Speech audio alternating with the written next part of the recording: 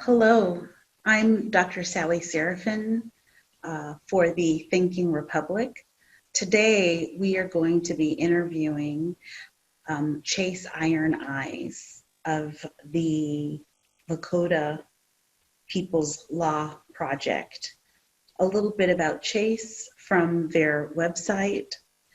Chase's distinguished career fighting for the civil rights of Native Americans includes serving as lead local counsel in the Dakotas for the Lakota People's Law Project, co-founding the Native news website lastrealindians.com, and work in the Native Lives Matter movement.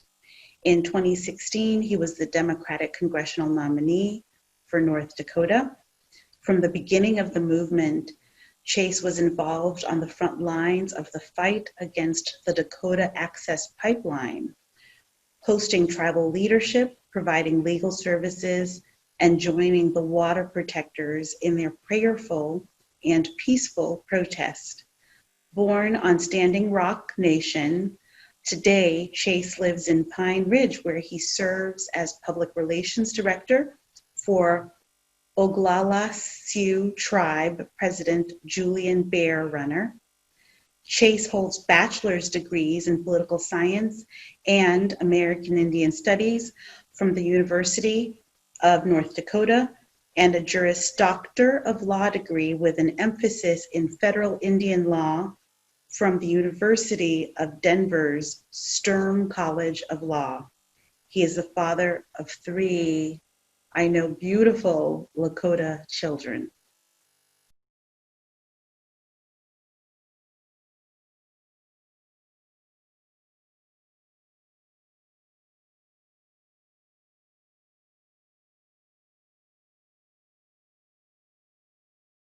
Right. Well, I just want to thank you for reaching out to me and to our team.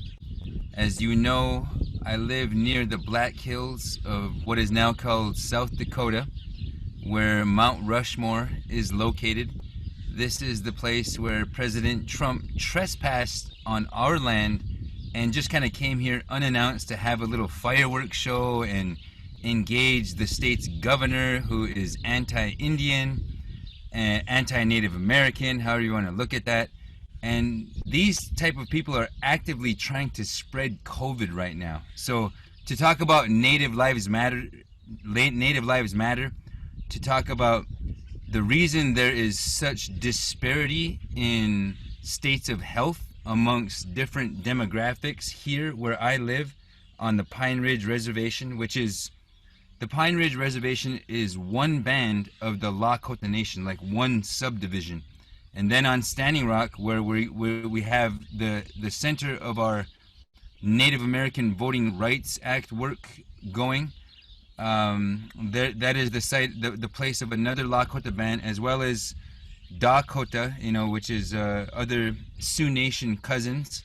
And then there's the Cheyenne River Reservation, where we're also extremely active, because that is the site where the TransCanada or TC Energy, the owners of the purported or the intended international act of aggression, Keystone XL pipeline, that is where they would like to build this dirty oil pipeline. It would carry Alberta tar sands, as well as they are in the process of constructing these very dangerous man camps. And these man camps are basically work camps that usually house between 500 to 1,000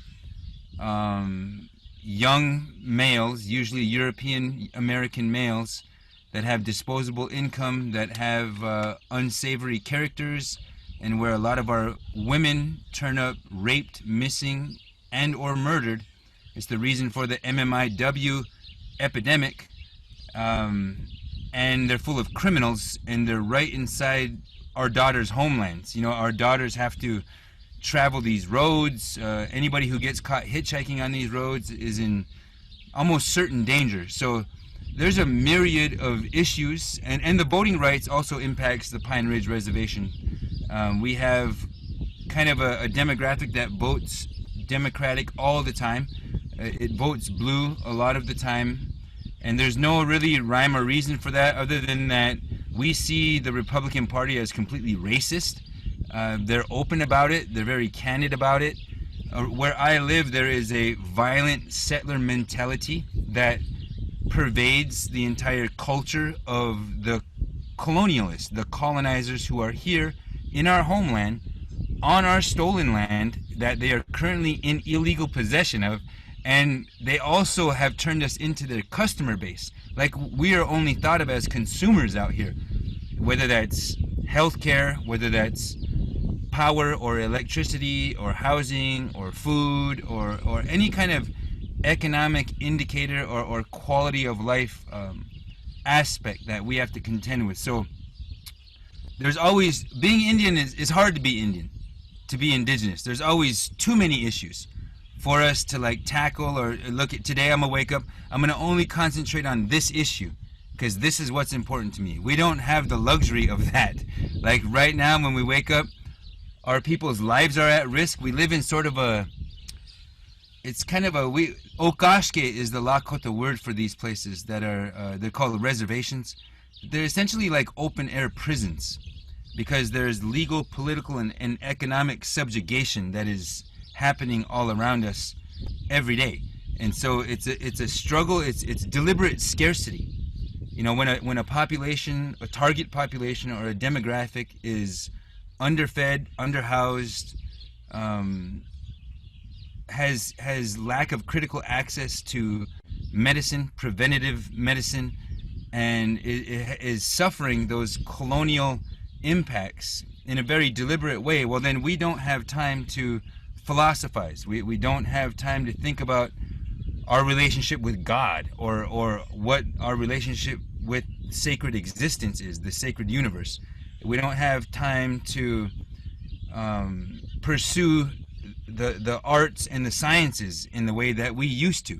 And so since 1890, I would say, since the beginning of the reservation era, the concepts of Indians on reservations, since the beginning of those concepts, our world was turned upside down or inside out. The world that we knew ended. And this new Euro-hetero patriarchy, you know, which would include fiat currency and the type of extractive financial capitalism and communism that how it's all one thing now, it seems. But that kind of reality, that has been a force that was designed to absorb all of us, not just the working class of the world, but the Indians, who are the true owners of all of America's real economic wealth, the source of real economic value. It lies in our lands, and we know this, and so does America. That's why they don't tell anyone the true history, because they would have to say, oh, actually, this place was completely civilized before we got here, before we stumbled onto their hemisphere and thought that we were introducing something worthwhile for human beings, which now has us on the precipice of our own extinction. You know, that would be a hard pill for a lot of Americans to swallow. And so we've survived not only the Jim Crow era, the gerrymandering and the political and demographic manipulation that is at play right now, which favors these old white rural places and disfavors those of our populations that are actually growing, those of our populations that they extract culture from, and that they continue to make tons of money from. They didn't plan for us to be owners of our own agency, you know what I mean? Determiners of our own destiny. So with voting right now, Native American voting, all of our voting is extremely important, but black voters, Native American voters, poor voters, working class voters, all of these demographics have been targeted in our short 240 year American history.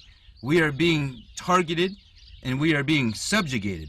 And it takes its form in voter discrimination, like at Standing Rock and South Dakota, where these governments, these state governments, very Indian fighting, Indian hating, violent settler colonial mentality governments are constantly trying to take our land, but also to suppress our right to exercise free, basic democratic facets like voting. Like you would think, hey, we want everybody to vote. But the truth is, no, they do not want everybody voting. They only want the people who thought America was great when everyone was being lynched out in the open. And they want everybody voting who thinks that Native Americans are some subhuman, primitive, savage group that didn't pass the Stone Age or whatever kind of rhetoric is floating around. Alex Jones and what's that guy's name? Sean Spencer or something like that. These Proud Boys. They have a set of rhetoric that they have to adhere to kind of feel good about themselves. But we in Indian country, in indigenous country, know that they are obsolete. They are already outnumbered, and they think that they have even the position to instigate a racially charged civil war. And we're sitting over here like, wait a minute, you don't even have the numbers. This wouldn't be a war. It would be a complete slaughter, and we would win. So like we don't fear all of those tactics that they use to try to instigate us into a physical conflict, even though they're running up on people in the streets. These guys are killing people in the streets right now, trying to prod us into some violent reaction. But we're better than that. We're bigger than that. And we're going to change the entire social contract that this country has right now. You got me talking about voting, and then that brings into my purview the very existential threat that we have with this commander-in-chief fake newsing his way into the White House again, and fake newsing his handlers into mass profits to our detriment. So the state of North Dakota wanted to they require physical addresses on their IDs. Now, I grew up on an Indian reservation. We don't even have street names. We've never had street names, but now all of a sudden they're requiring physical street addresses. I live on the Pine Ridge Reservation. If I want to order something from certain, well, we're trying to boycott Jeff Bezos and his whole Amazon thing, but if we want to order something from Nordstrom Rack, it happened to me with Nordstrom Rack. I was trying to order some clothes. We're sorry, we cannot send this product to your location because you don't have a physical address that we recognize. I go, and then at 9 to get a 911 address, it's different than what the federal government's address is for where I actually live. So anyhow, the struggle is very, very broad, and there's those issues that you named. That's just a few of the things that I contend with on a daily basis.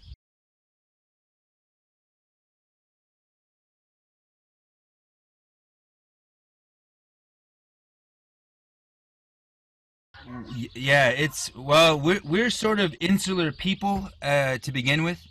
Just like we live around surrounded by a bunch of kind of miseducated hillbillies, we have the people among our population and our demographic too that very insular. They don't like outsiders, and that's just kind of a part of life living in the northern plains. So we were leery of a federal initiative coming from the United States, which put us in these places in the first place, and then forces us to kind of be confined to these places, and then has a legal apparatus that subjugates us. So we don't like people coming to our doors, knocking on our doors, wanting to talk to us so that we could be counted, because there's 5 families living in one house, and the HUD regulations say there can only be 1 family there. So we don't want to tell the government how many people are actually living in our house. But we've had great success since we've been able to kind of employ our own people and have native people approaching other native people saying, look, this will determine kind of the funding levels that the federal government will be giving to the tribal government over the next 10 years. And then all of our people are like, well, those tribal governments don't even help us anyway. And which is true. So we're struggling on all sides, and we're basically bleeding out. We have too many open wounds, and we don't know how to triage ourselves right now. But getting counted, that's the first step in letting people know that we're trying to be in control of our own count.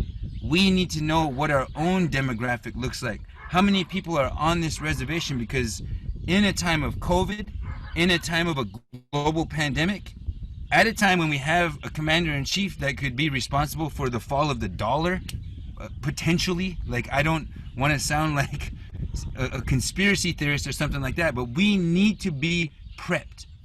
Indian country does not want to rely on or depend on the American government or the American apparatus for the delivery of our survival.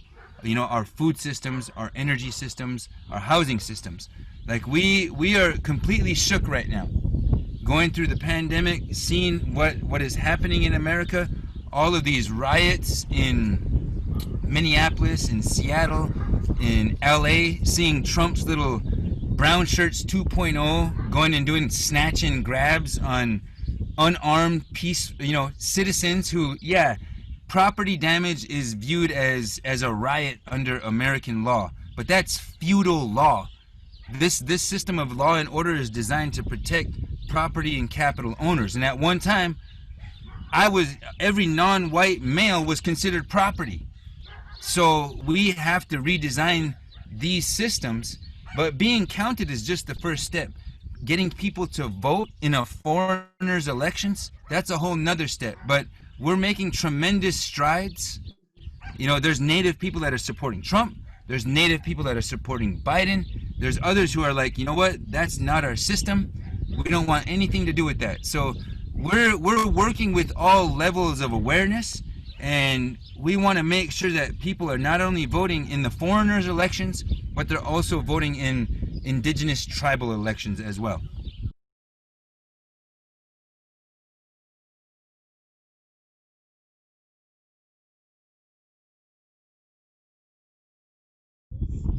No, we have transportation barriers. You know, not everybody has a vehicle out here. The only quiet place I can come to do this interview is in my car, in my wife's car actually. And so not everybody has a car on Pine Ridge. So sometimes it's difficult that when you have to drive 60 miles one way just to exercise your right to vote. Like, if I live on a Pine Ridge reservation and I want to go to a polling place, and maybe I live in Wombly, or maybe I live in Kyle, like, I might have to drive 100 miles round trip, and I don't have a car just to go vote. And everybody who's, you know, the Republican class, which I hate to get involved in those labels, but a lot of the people that were raised around these parts, they just have never been exposed to, like, diverse demographics. They don't really know what the real world is like, so to speak. Like, they live in a very sheltered environment where that's like 85% Caucasian. So, like, the caucasity out here is unheard of, for people to think that they can only put one or two voting places or polling places on a reservation, and that we're supposed to somehow all figure this out and make sure that everybody gets out and votes. Like, that is, voting is sometimes, like, just like how philosophy is an aspect of privilege. It's an aspect of leisure. You have to have your basic needs met before you think about voting. We're doing the best we can to make sure people recognize that we're in this existential threat together. Like, our very democratic republic will live or die on November 3rd. We're already seeing the impacts that our elected leaders can have on the course of our country. And what we see doesn't inspire confidence. It inspires complete dread. But for Native people or oppressed people, that's daily life. Like, we feel like that all the time. When we're talking about being born into trauma, like, that epigenetic trauma and resiliency just kind of comes coded in us. So to us, if the dollar died or America died, it would be the same as life is here already. So we're trying to find appropriate ways for us to participate in our democracy, because we signed a treaty with these guys. They didn't intend to honor it. They probably never intended to honor it. But now our destiny is freaking tied to you guys. And you guys are electing this guy who might be owned by the Russians as your president. So you're putting everyone at risk. And so it's more important than ever for us to participate in this process.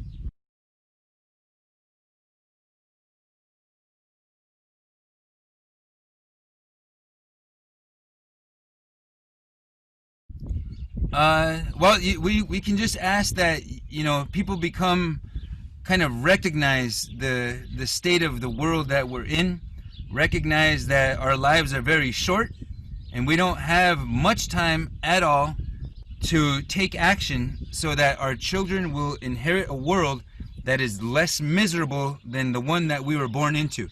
Because we didn't choose all of this, this wage slavery and this extractive economic reality that is pushing us to the brink of extinction. We may already be there, but we have to take actions to ensure that the bad guys don't win. That's what working on this side of the nonprofit industrial complex is very hard. But I get to speak my mind. I get to do the things that matter to my family and to our children. And so we just have to think ahead of ourselves. In our way, in most indigenous cultures, thinking 7 generations ahead, or thinking with the frame of 7 generations in mind, meaning that we're all part of 7. There's 3 before us, 3 after us, and the one that we're in. Like, I would say, recognize that we are responsible for our own destiny, that nobody is going to save us, only we can save us. So in order to help, we just need people to be more self-aware and self-graduating, coming outside of those systems of epistemologic reality, so that we can appreciate and respect indigenous metaphysics. Everybody who isn't not from this land 10,000 years ago or 1,000,000 years ago has some good to learn about this land. And this land wants to love you. This land is compassionate. It wants to provide for you. All we have to do is play our part and recognize, in the grand scheme of all things, that we have to play our part and we have to respect our spirits and Mother Earth.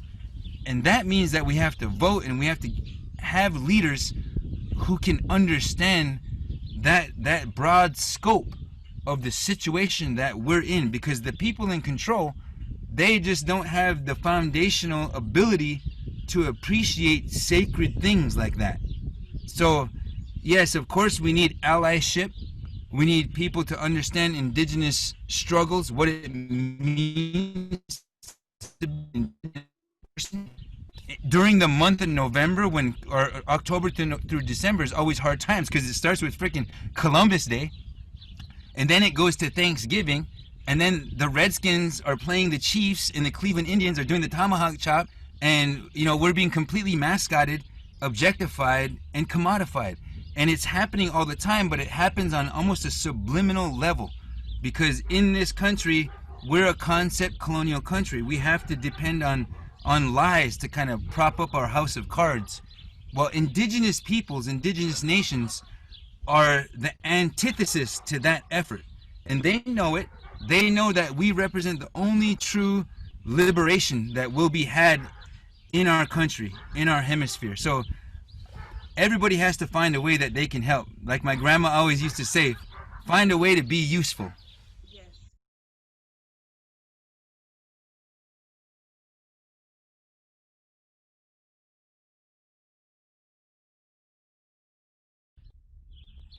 No, it's explosive. It has seismic potential, because the liberation, political and economic and legal liberation and parity, that starts with the liberation of the spirit, the recognition of the spirit. And so to have a truth telling in the first instance is something that we thought these white male founding fathers had in mind, but these were slave-owning genocidal maniacs who were raping children.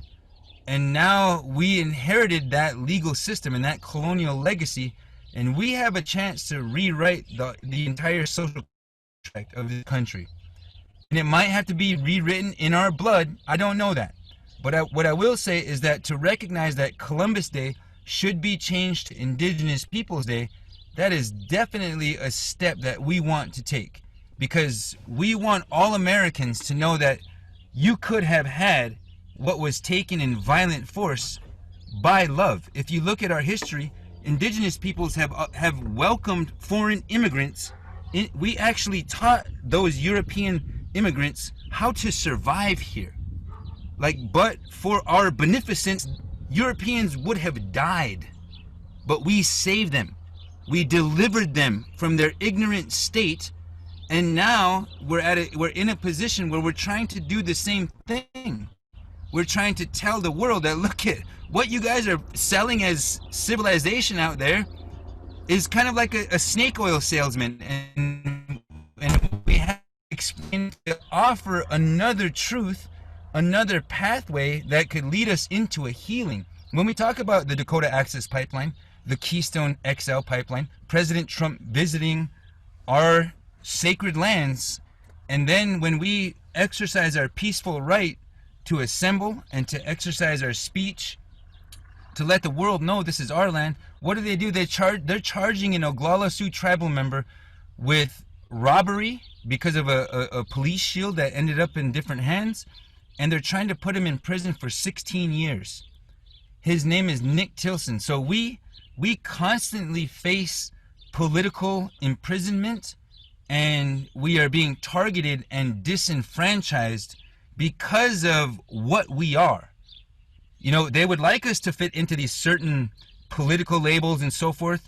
And like I said, everybody here votes Democratic, but there's no rhyme or reason for that. It's just because we're poor, working class people right now, and we see the Republican Party as openly racist. So that is going to continue to like change. You know, that two-party system is something of the past that doesn't really work in practice anymore, but we don't have the wherewithal. You know, Americans are kind of sleepy people. They have been watered down, or diluted. I shouldn't say watered down, but diluted. We've been diluted as a people, and we become complacent with all these comforts of capital, and that's our reality. That's all we know. We're not demanding truth and justice from our political leaders, our elected leaders. So I would just say that right now we are in a time of prophecy. For us, this is the land back prophecy. So putting land back in indigenous hands, that's a prophecy that came from a man named Fool's Crow, who is one of our prophets. And it doesn't mean just giving land back and all the Europeans can go back to Europe, or all the white Americans can go back to Europe. It means that indigenous nations have to reconceptualize our relationship with Mother Earth. That yes, we want the Black Hills back, and we want Trump to have to request permission from us, the original civilizers of this hemisphere. If he wants to come visit our sacred lands and have a fireworks show there with the Sarah Palin of the prairies, Governor Kristi Noem, then he has to ask us for our free, prior, and informed consent. That's our international right. So our lives as indigenous nations include exercising those rights that come from the colonial construct, the rights to vote, all the constitutional rights, all the democratic rights, but it also includes our original and inherent sovereign instructions, which require us to provide for ourselves and seek a life here like our Creator has always intended for us before Europeans stumbled onto our shores. So that is a long way of saying that we have to show up every day. You know, we've got to do the work every day, even if that means just informing ourselves, because this sense of urgency that we walk with comes from being born into a traumatic space. And we're fully aware of that. We don't know how to quite heal from it, but we don't have the tools and the infrastructure and the legal environment to heal from it. That set of circumstances, political, legal, and economic, is actually designed to completely erase us, to absorb us, and to make us extinct. That's what we're contending with.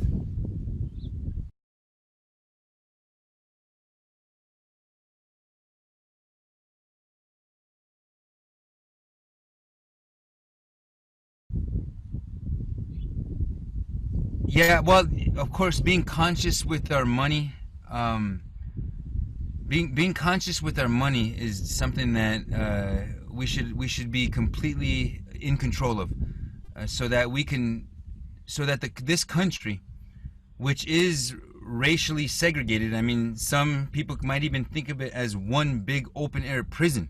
Like, we're all kind of subjected to using the same currency, watching the same television, the same institutions that impart the culture to the populace.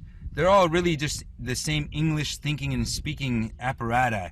And so those of us who we don't have time to think about it in that way, like from a 10,000 feet, 5,000 feet level, those of us who have to trade our labor every single day and who have to hold 2, 3 jobs just to like make ends meet, you know, that lifestyle, we can't expect the same sort of deliberations just because we don't have what's right in front of us. We don't have the time to deliberate. So I would say, well, being able to be buyer conscious, you know, being able to know exactly where your money's going, exactly who is doing good business in capitalism and fascism, which is basically communism is right in there. I mean, they're not doing anything different. You know, we have to know how to direct our money in the right places. Jeff Bezos trillion. You know, and at one point they let Jay-Z inside the billionaires club and said, look, there's one black billionaire. All you guys who we stole the hip hop culture from, you should at least be happy because you could make it in this life. You could become a billionaire just like Jay-Z. And little did they know, Jay-Z's masters are owned by some white guy, and he's got to sell Kanye's masters to buy his masters back. It's one big pyramid scheme. And so this whole country is finally waking up to that. It took the ice caps melting. It took the rainforest being burned so we can grow or have more cows down there and eat more meat, more McDonald's and so forth. It took a global pandemic so people had to stay home and they were forced to go within themselves and find out how they spend their days. Now we're at a situation where we can see, look at, I only have 10 years left. I'm 90, I only have a couple days left. I might only have 40 years left. We don't know that. But that sense of urgency that comes from having to grapple with those realities, that needs to be expressed in where we're putting our money, who we're voting for, and whether or not we're going to have to show up in the streets like we continue to do when these powers of these infrastructure of white supremacy, these institutions of white supremacy don't want to recognize that Black lives matter. And Native lives matter. I mean, we all incorporate and go under that banner. Like Lakota People's Law Project has done a Native Lives Matter report. We're in the process of linking up with a California university so we can continue that study and that data-driven effort in Rapid City, South Dakota, where there's another racist mayor. I mean, all you got to do is pay attention to what he says about our houseless brothers and sisters, how he blames them for their own predicament, and when we show up to feed them and help them survive a winter, he says you're enabling them. You're enabling an addict by feeding them and keeping them alive another day. Homeless Lakota people are influxing from the Indian reservations just to get free food as a homeless person along the creek. Like, we're contending with racism, and these people, either they know it or they don't know it. They're unwitting assets. Like our president could be an unwitting asset of Vladimir Putin, or he knows exactly what he's doing and he cares more about his money and his future earning potential than about the American people.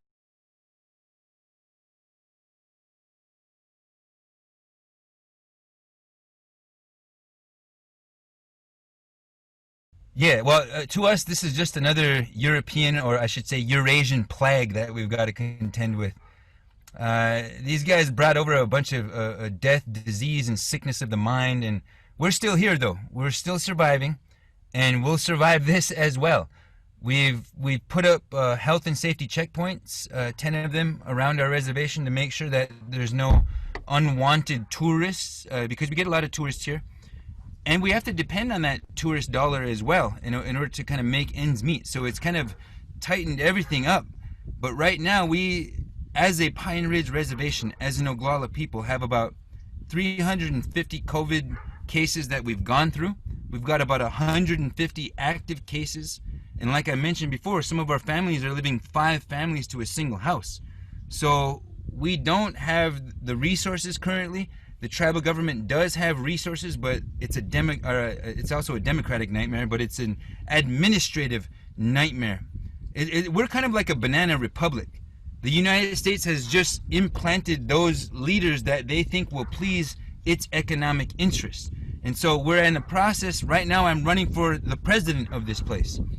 But even if I were to win, I would need 10 or so council members that would be willing to kind of embrace the same pro-tribal sovereign stances.